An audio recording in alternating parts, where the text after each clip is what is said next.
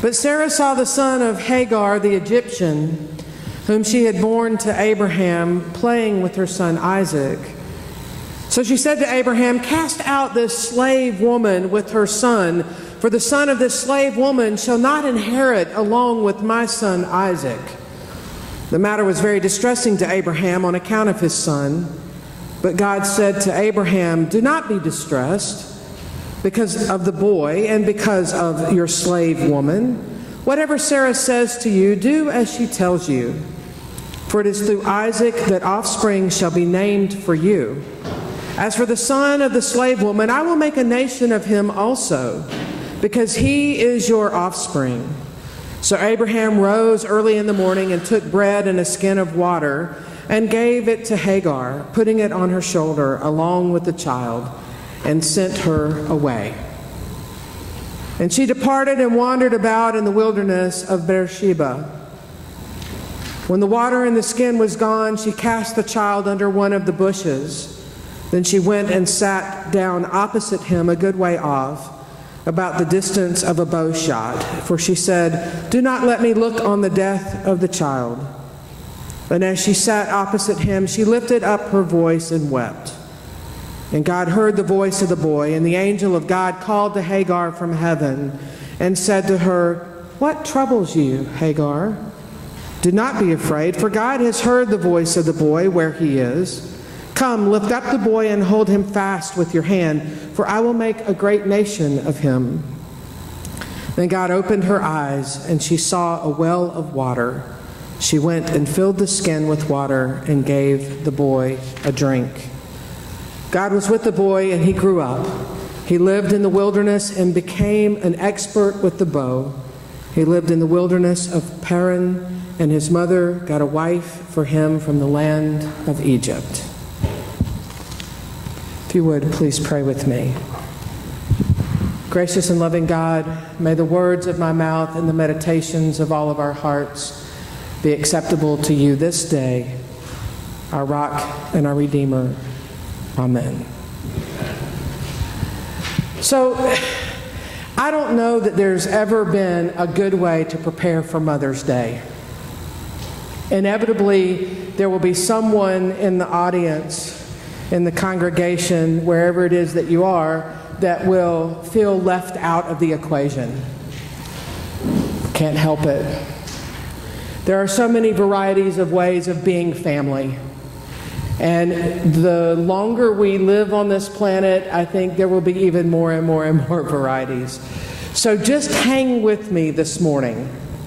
I decided to go this direction because I thought, when have I ever preached on Hagar as the other mother? It's kind of a different way of looking at this passage. We forget that Hagar is a part of this equation. So if you remember the story, Abraham has a wife named Sarah. God has already said to Sarah, "You will bear a son, and that son will birth a nation, the people of Israel." Okay? Sarah doesn't believe God. Sarah's impatient. Sarah doesn't like to wait for this miracle to happen. And so she goes to her husband, Abraham, and she says, "I'm tired of waiting. This is ridiculous. I'm never going to bear a child. My goodness, how old am I yet?" Right? And she says, take my servant, take my slave, Hagar. Maybe she can give you a son.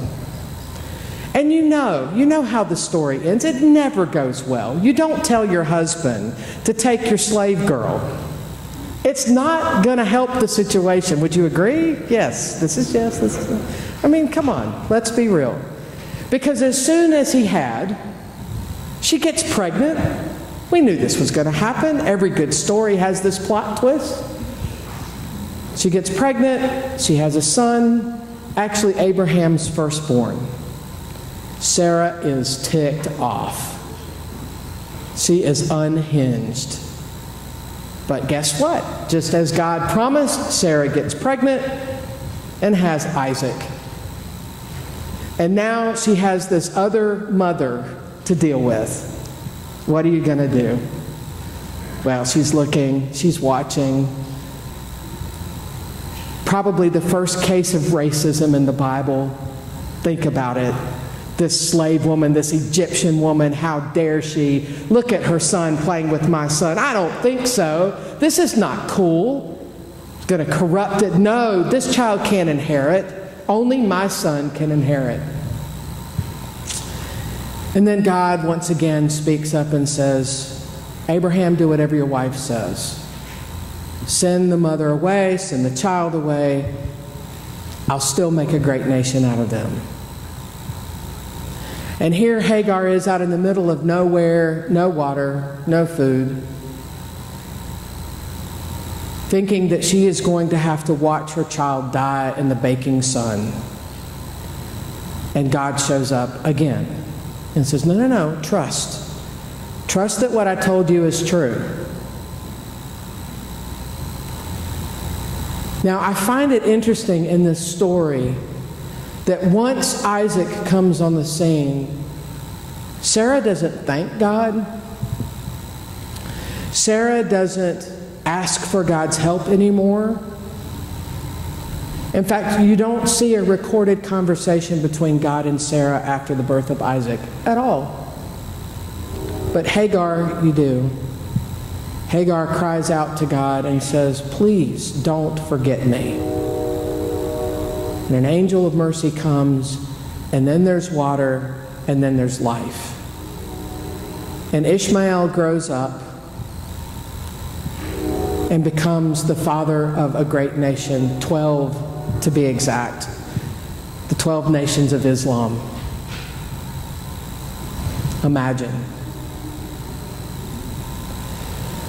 When you look at these religions that have come out of this story, out of the ancestry of Abraham, there are so many different ways in which to tell this story.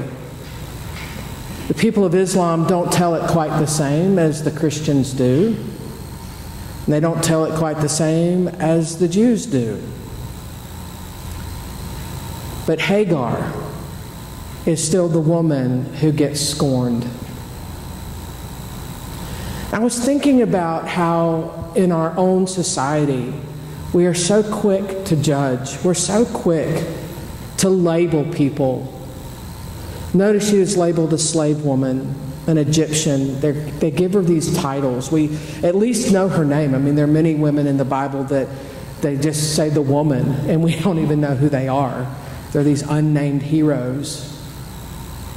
Or sheroes. Can we say sheroes? Yeah, unnamed sheroes. And it's kind of an interesting twist here, because without Hagar, Sarah ends up having to do all the work. She doesn't have a servant. And they don't ever tell us in the text that Sarah ever gets another servant. So in some way, she shot herself in the foot and probably complained about the limp.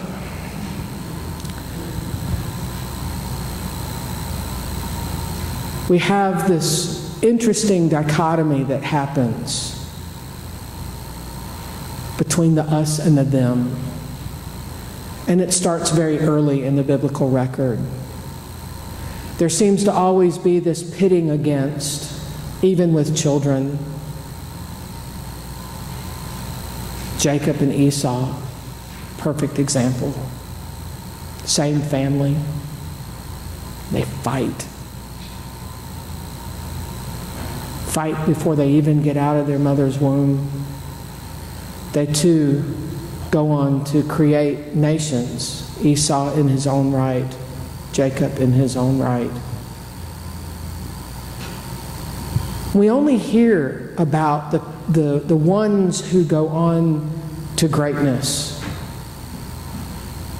We don't know what happened to Hagar. We know what happened to Ishmael, but not from our biblical record, but from other records. Because once he was no longer relevant to the story, he was erased.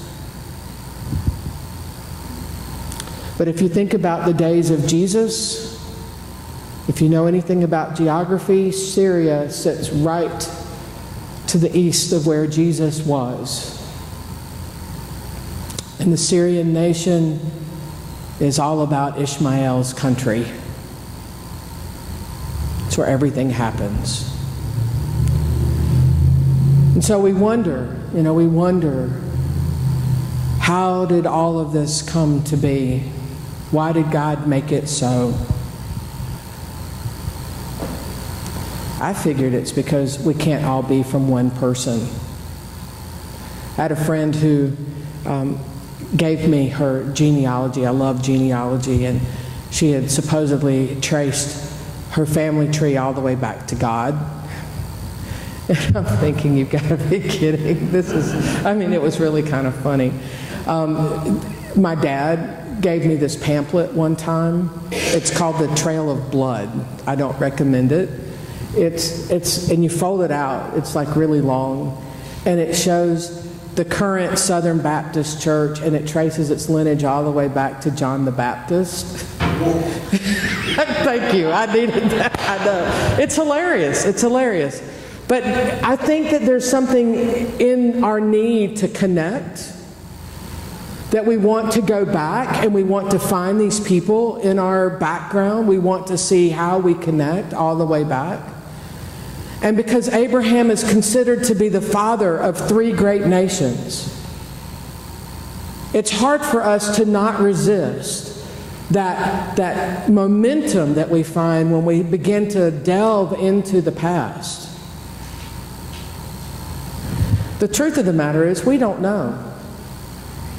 We don't know what happened to Hagar. We don't know what happened to Sarah, other than what the Bible tells us and what other documents tell us. But we do know in our modern day what happens to a lot of other women, other mothers. They're discarded, forgotten, left on the side of the road. Some of them end up at Faith Mission or over at the women's shelter.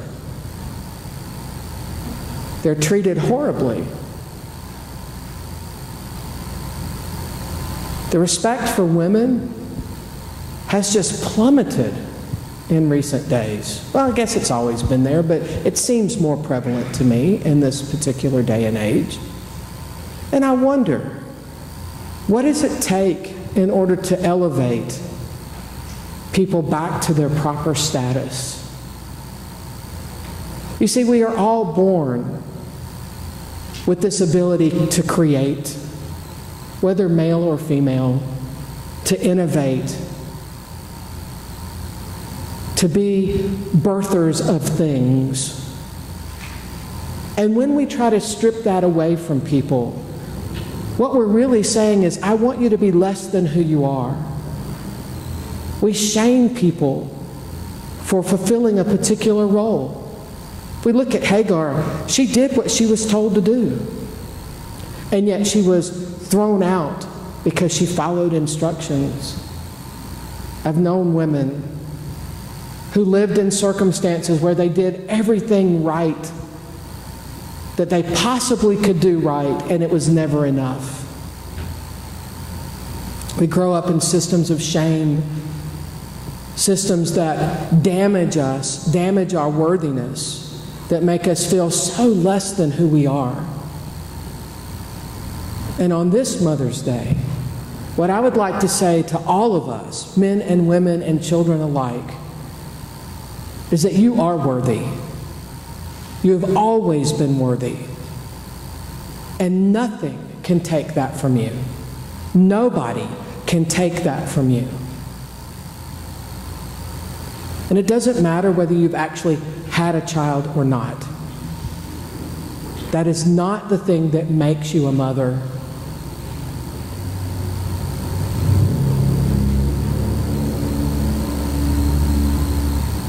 The thing that makes us all mothers is how we love and care and nurture one another. And Hagar, even though she was denied her rightful place in the family of Abraham and Sarah, She did what she had to do to survive and to thrive. And that's what we're called to do, to thrive.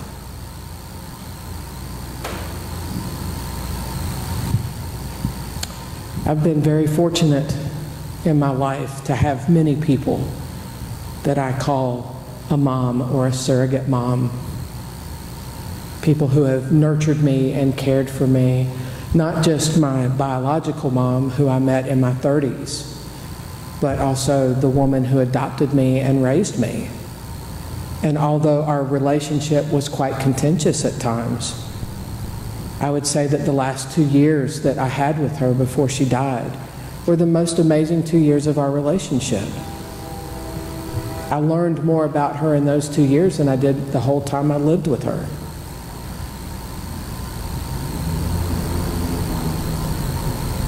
We all make these points of connection. We all find people that we are attached to in certain ways that lift us up and remind us of how special we are. God is saying to us today, you are worthy. You are my child. You are my child. Don't ever forget that. You know, I talk about this all the time. We are born in original blessing. We are part of creation, part of something beautiful and grand and great. And nobody can take that from us. Nobody. And so whatever your position is, whether you're a mother in all the ways that we be mothers or not, you have a place.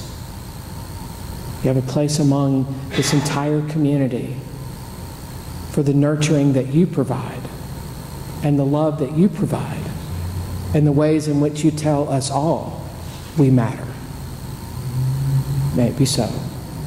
Amen.